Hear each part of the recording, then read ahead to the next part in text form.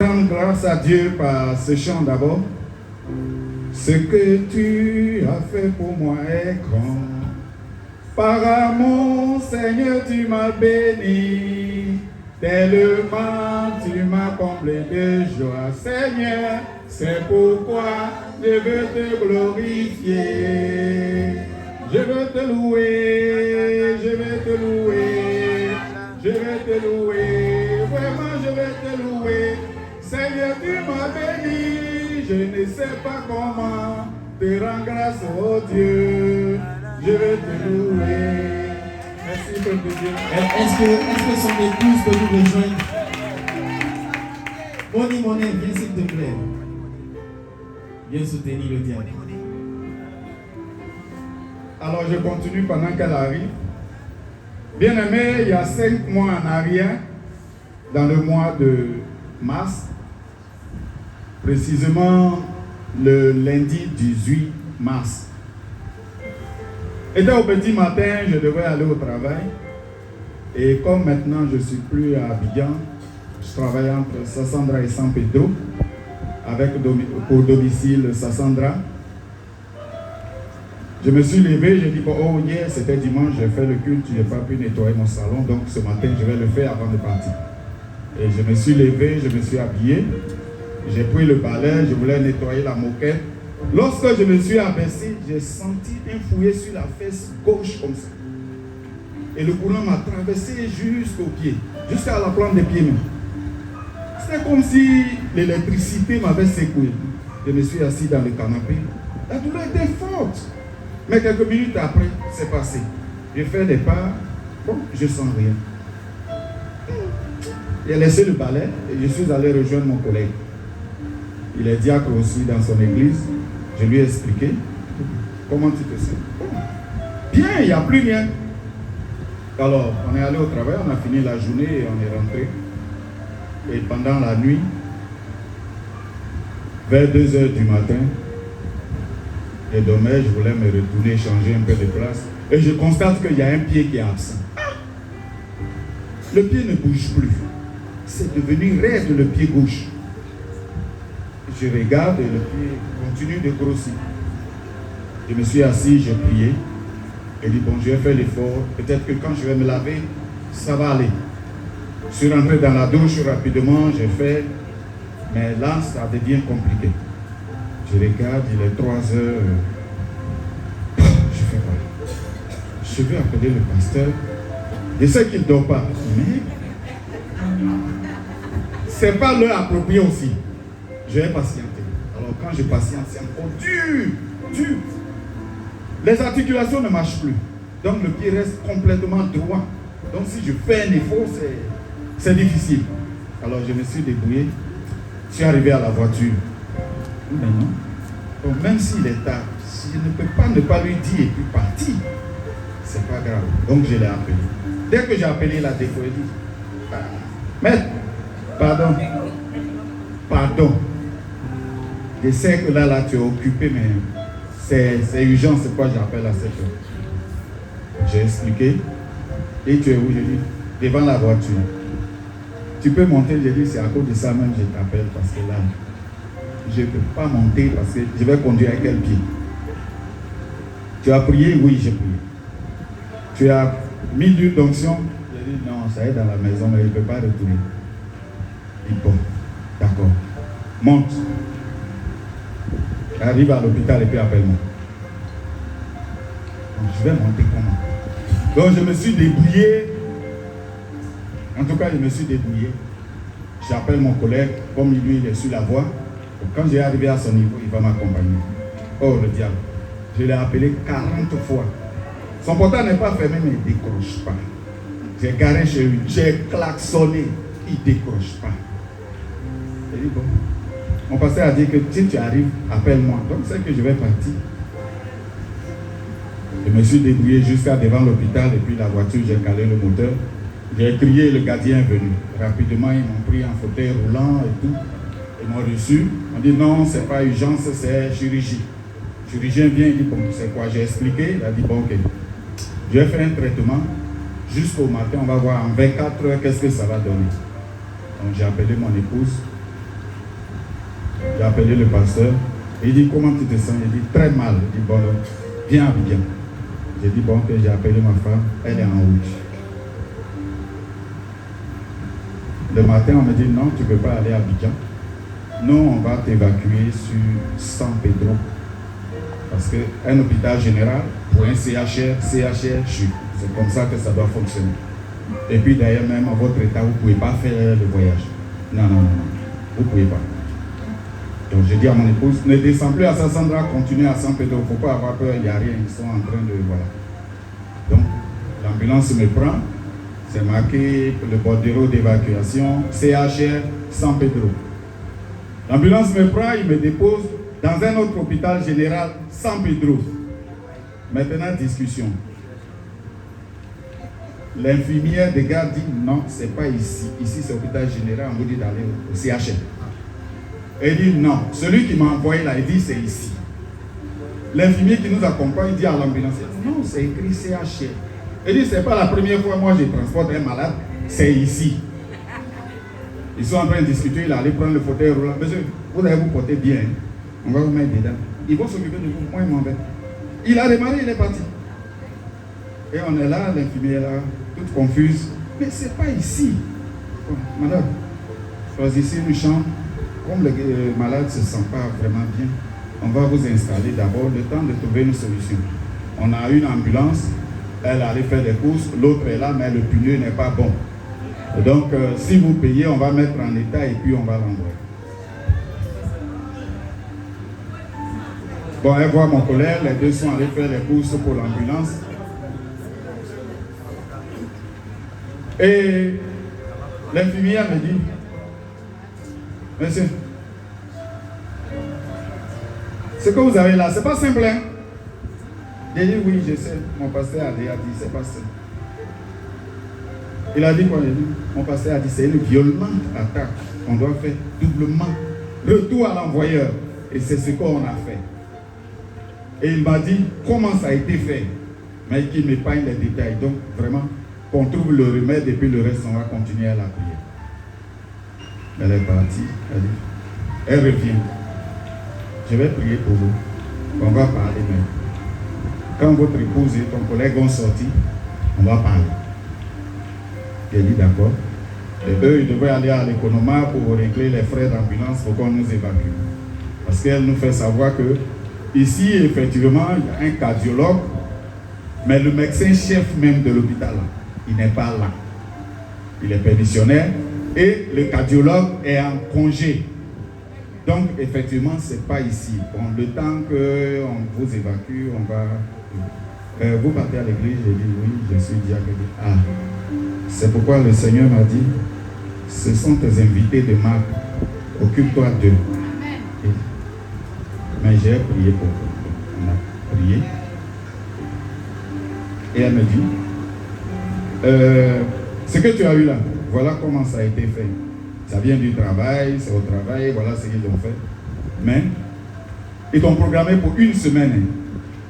Donc, il faut tout faire pour partir à Abidjan. J'ai dit, oui, mon pasteur a dit, viens à Abidjan. Bon, ce que je sais, ça ne sera pas facile ici, ils ne vont pas vous laisser. Mais, si ce n'est pas mon jour, faites tout pour partir. Tout.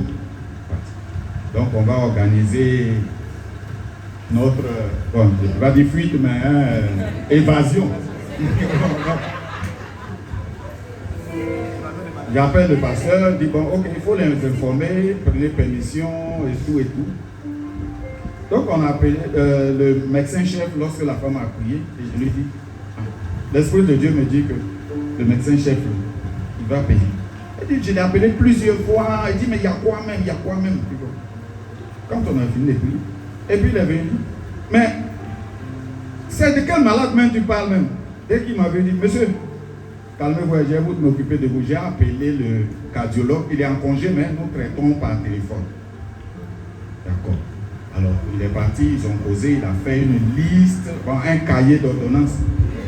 Et on a commencé. Le soir, le pasteur a appelé, il a dit, bon, oui, ça va mieux. Il dit, bon, ils vous ont dit quoi? Ils vont vous laisser quand? Non, ils ne veulent pas nous laisser. On est à mercredi. Ils parlent de lundi ou peut-être lundi. Mais là, ça ne va pas. Mais ils ont commencé un traitement, ils m'ont fait une piqûre, donc je suis stabilisé. Je dis bon, faites tout pour venir à Abidjan. Et d'accord. Alors, comme ma femme est intervenue, ils ne veulent pas. La dame a prié encore. Et j'étais tellement fatigué, j'ai appelé le pasteur. Ce que vous m'avez dit là, voilà ce que la dame là me dit, mais avec les détails et tout, elle parle avec quel esprit? Parce que moi, je suis fatigué, je ne peux pas discerner. Il a dit, elle est servante de Dieu. Pose-lui la question, elle est servante de Dieu. Et ce qu'elle a dit là, c'est par l'esprit de Dieu, c'est vrai. Mais comme je te dis avant de partir, je ne pas des détails. Comment on va résoudre le problème, c'est ça qui est plus important. D'accord. Donc elle aussi, elle nous a conseillé bon, de partir, de fuir. Et bon, le samedi, vraiment, je me sentais très mal. Ils nous ont donné l'échographie à faire. L'échographie, c'est une échographie spéciale. C'est seulement qu'un cardiologue qui fait ça. Ce n'est pas un gynéco, c'est un cardiologue. Ils appellent ça échographie Doppler veineuse ou artérielle. Alors, par la grâce de Dieu, il y a Yango à San Pedro. On a débranché tout leur matériel, on a commandé notre Yango. Il est venu, elle a allé blaguer un peu les gardiens, l'ont laissé rentrer dans l'hôpital jusqu'à mon niveau. Elle m'a acheté un boubou comme la robe de Jésus. Là.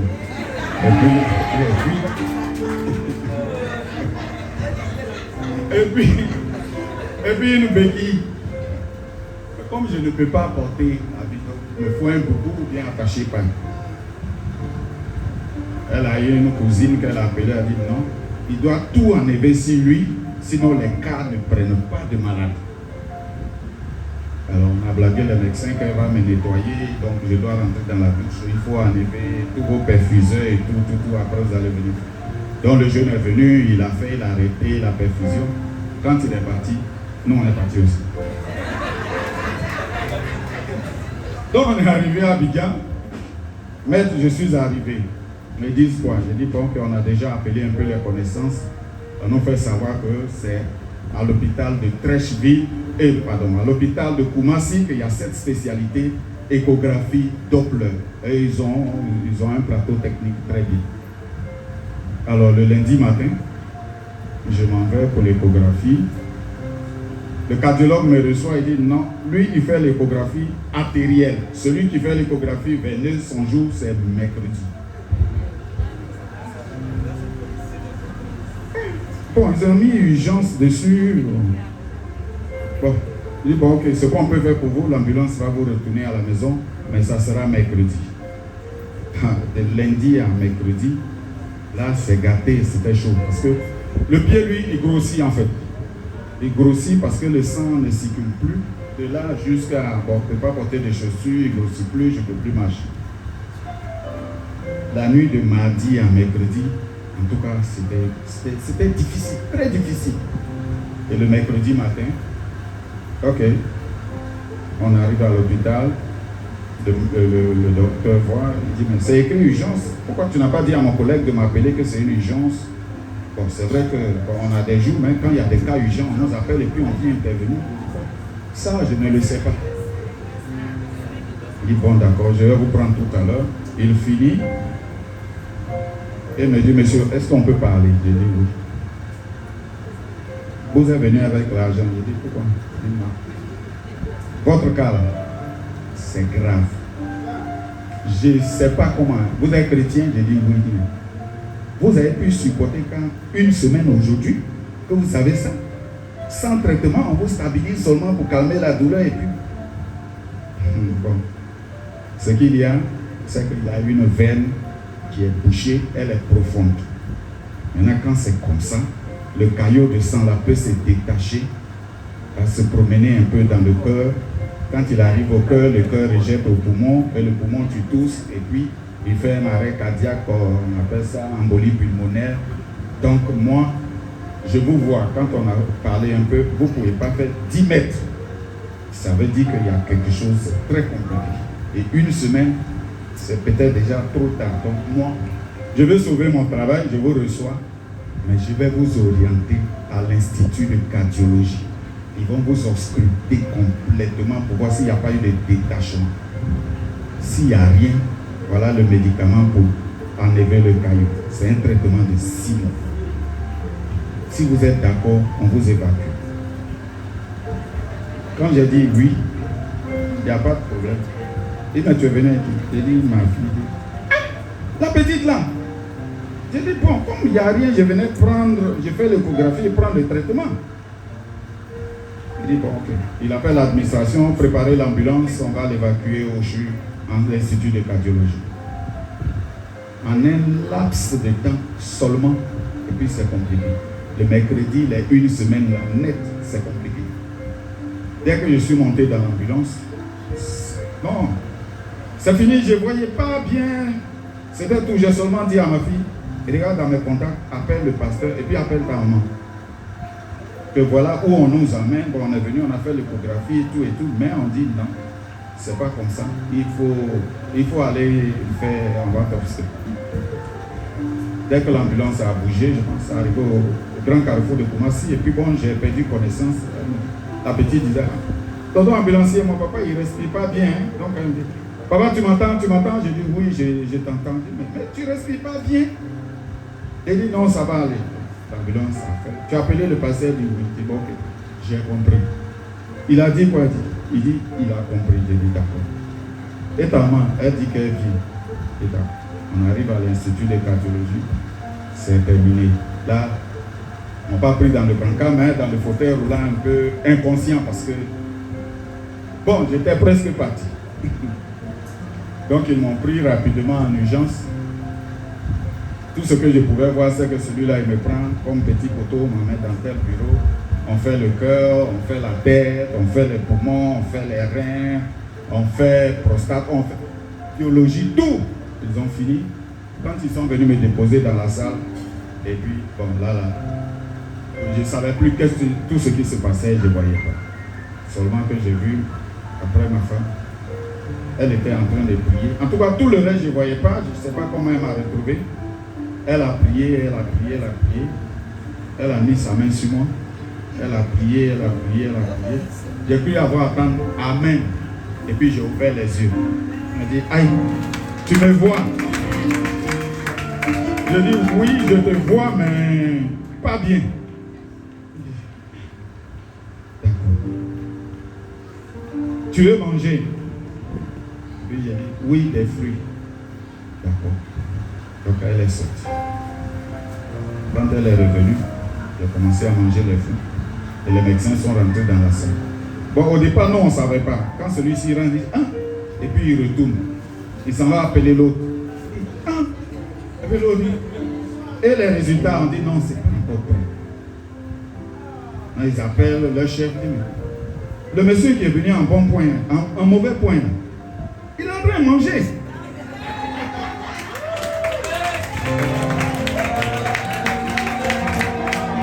Donc, le patron des docteurs, là, c'est un professeur. C'est une dame. Elle est rentrée. Elle a dit, donc, madame, vous allez sortir. Nous, on va vérifier quelque chose. Après, il peut continuer à manger. Donc, il peut voir un ECG pour voir si le cœur, là, vraiment, ça bat bien. Et puis, il est en train de manger. Donc, elle est sortie. Ils m'ont branché. Bon, ils ont fini. Je dis non, ça là, c'est pas bon. Prenez la température. Première fois, 37. Deuxième fois, 36,5. Troisième fois, 37. Quatrième fois, 36,5. C'est bon. Libérez-le. Donc, à 23h, on est arrivé là-bas à midi. Ils ont fini tout le truc. Tous les résultats, on dit RAS, RAS, RAS, RAS, RAS. Maintenant, elle se demande, tout ce qu'ils ont fait là-haut, mais ça, c'est pas un million, on va payer. Bon, de toute façon, comme ils disent qu'il n'y a rien, c'est bon, on attend facture là. Mais bon, on n'est pas seul, on est avec Jésus. Ils ont envoyé la facture. Vraiment, Dieu travaille. C'est à quoi on s'attendait là. Même pas ça, même consultation, même c'est bon. Donc, on est sorti à 23h, j'ai appelé le pasteur. C'est moi-même maintenant, je l'appelle. Allô, mec, c'est moi. Elle dit comment ça va? Je dis très bien. On m'a libéré, je m'en vais à la maison. Et la maquille, il a ri un peu et puis dit à demain. Donc nous sommes rentrés et Dieu a commencé à faire le travail, Je voudrais dire Seigneur, merci d'abord. Et puis merci à ma famille, le peuple de Dieu. Si je dois citer tous les départements jusqu'à Ecodim là, on ne va pas quitter ici. Parce que vous m'avez démontré votre amour. Alors ce matin, mon épouse et moi voulons d'abord vous dire merci. Par la voix comme ça, et puis pour l'amour que vous avez démontré à notre endroit, que Dieu vous le rende au centuple. Qu'il se souvienne de vous, de ce que vous avez fait pour moi dans les secrets. En tout cas, à tous les départements, je voudrais dire d'abord merci à notre Père. Quand on communique, c'est sans panique, hein, c'est ce qui me calme. Mais, donc j'enchaîne avec le deuxième témoignage. Et comme ça est fini, j'ai commencé à marcher, à travailler, à porter chaussures et tout. Voilà qu'on rentre dans le nouveau mois. Le samedi était 31 août, dimanche 1er septembre. Je n'ai pas pu être libre et donc je suis resté. Et je dis, bon, ok, moi je dois rendre témoignage, voilà comment je vais préparer. Demain c'est 1er septembre, hein? Mais c'est quel jour du mois même, peut-être, comme c'est l'après-midi que moi je reçois ça, c'est pas bien grave. La nuit de samedi à dimanche, bon je vais dire dimanche au petit matin au premier là, à 2, et puis toujours c'est 2h du matin. Je fais un songe, il y a un moustique qui me pique 3 fois sur la fesse droite.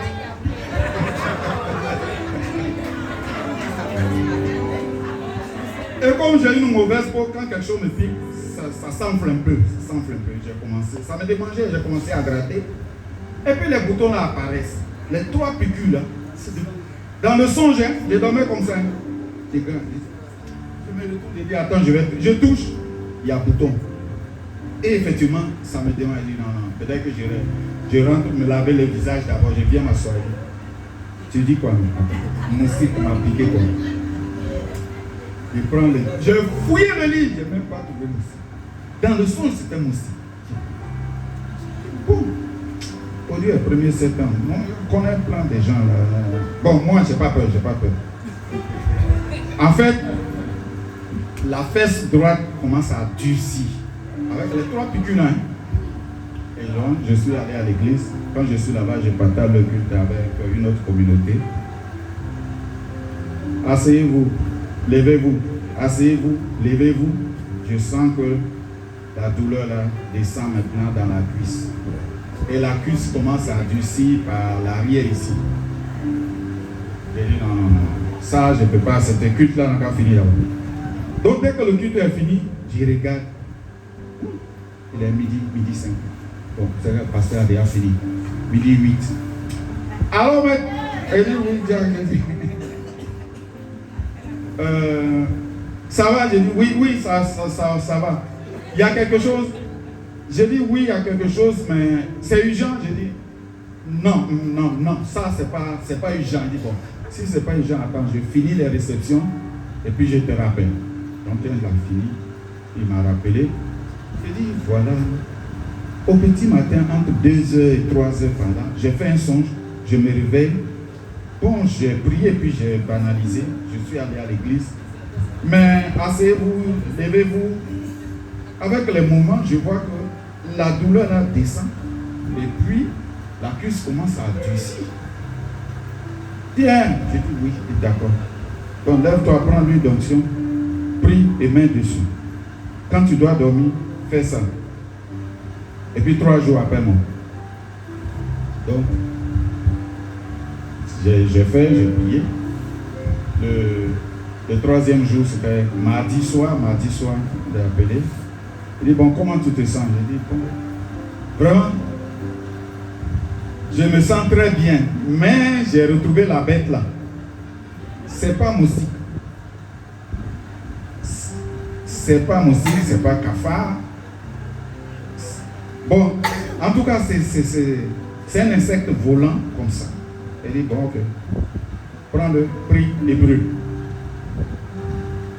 Et c'est ce que j'ai fait le mercredi. Je l'ai appelé, bon, en tout cas, maître, tout va bien, je ne sens rien. Donc, à dimanche. Je dis oui, donc à dimanche. Alors, ce matin, je suis debout devant vous. Je vous dis que tout va bien. Dieu a commencé, il va terminer. Je lui dis merci au pasteur Juste, notre Père. Merci à pasteur Diasso, comme je l'appelle affectueusement mon collègue. Lui, c'est chaque soir il me visite.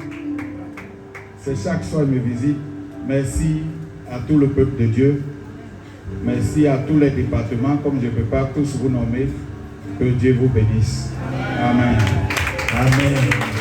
Diacre, que le Seigneur te bénisse et que sa protection soit sur toi.